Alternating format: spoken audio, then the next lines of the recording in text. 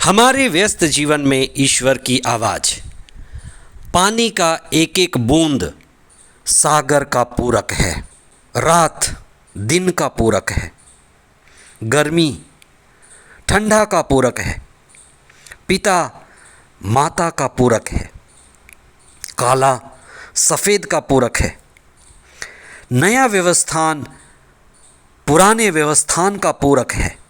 इस संसार में एक चीज़ दूसरे का पूरक है। प्रभु का वचन है, पूर्ण बनो, पूरक बनो। पूर्णता तक हमें पहुंचना है। 17वां सामान्य सप्ताह 3 अगस्त 2023 बृहस्पतिवार। पहला पाठ निर्गमन ग्रंथ अध्याय 40 पद संख्याएं 16 से 21 तथा 34 से 38 तक। संत मत्ती का सुसमाचार अध्याय 13 पद संख्याएं 47 से 53 तक। इस संसार में ईश्वर की बुद्धिमत्ता लगातार कार्य करती है। प्रकृति में ईश्वर की बुद्धिमत्ता देखी जा सकती है। ईश्वर की यह बुद्धिमत्ता मनुष्य के धार्मिकता पर आधारित है। धार्मिकता यानी मनुष्य को विवेक मिला है, बुद्धि मिली है।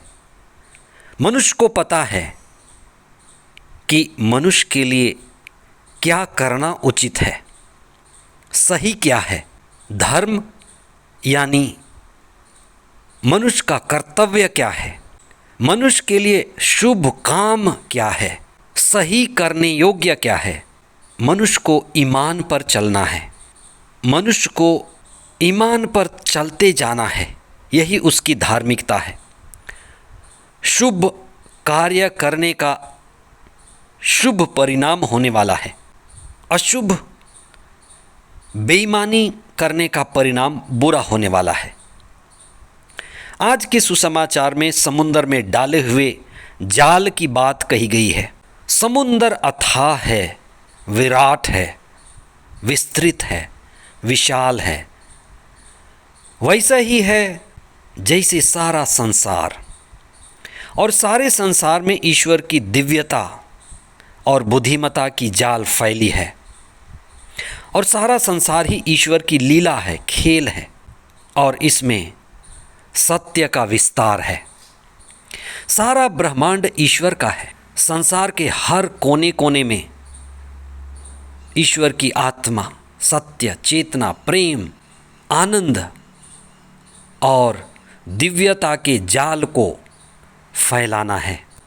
इस संसार में हर एक संत, हर एक महात्मा, ऋषि मुनि और सद्गुरु और कितने तरह के नबी, ये सभी ईश्वर के फेंके हुए ईमान के, अच्छाई के जाल हैं।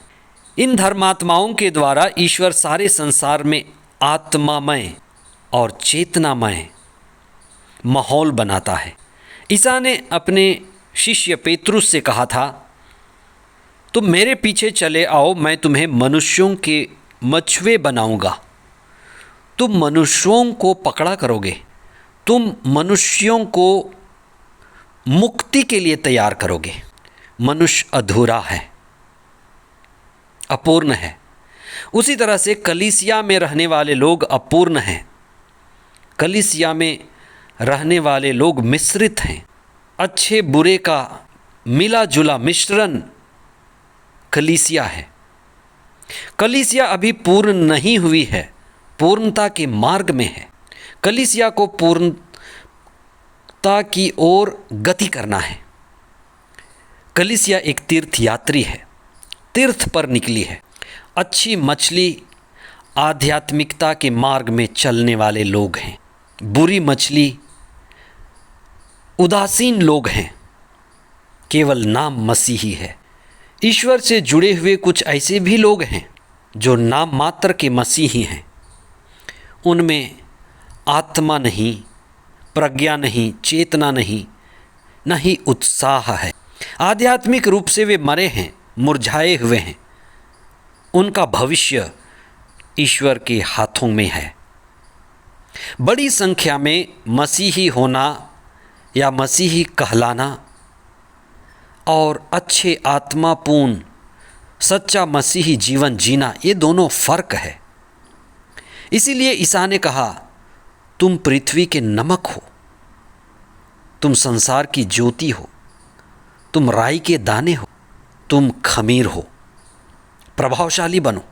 आज का पहला पाठ कहता है कि ईश्वर इस्राएल के साथ चलता था। इस्राएली जनता जब प्रतिज्ञात देश की ओर जा रही थी तो ईश्वर उनका साथी बना हुआ था।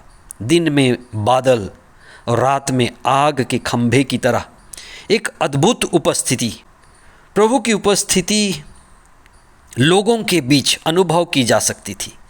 ईश्वर की तरंग, ईश्वर के शांति और सुरक्षा की लहर लोगों के बीच थी।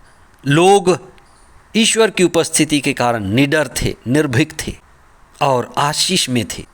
प्रभु उनकी अगुवाई कर रहा था और वे ईश्वर के दर्शन कर पा रहे थे। आइए हम यही प्रार्थना करें कि इस दुखपूर्ण संसार में, जिंदगी के, परिवार के, व्यक्तिगत हर तरह के उतार चढ़ाव में ईश्वर हमारे साथ रहे, ईश्वर हमारे साथ चले। हम अपूर्ण लोग हैं, आध्यात्मिकता के मार्ग पर चलकर हम पूर्ण होते हैं। हमारे साथ रहने वाले लोग अपूर्ण हैं। हम जिस कलीसिया में रहते हैं, हम एक दूसरे के लिए प्रार्थना करें, एक दूसरे को आध्यात्मिक उत्साह दें और पवित्र आत्मा की संगति में रह करके आध्यात्मिक ऊंचाई में बढ़ते जाएं। आमीन।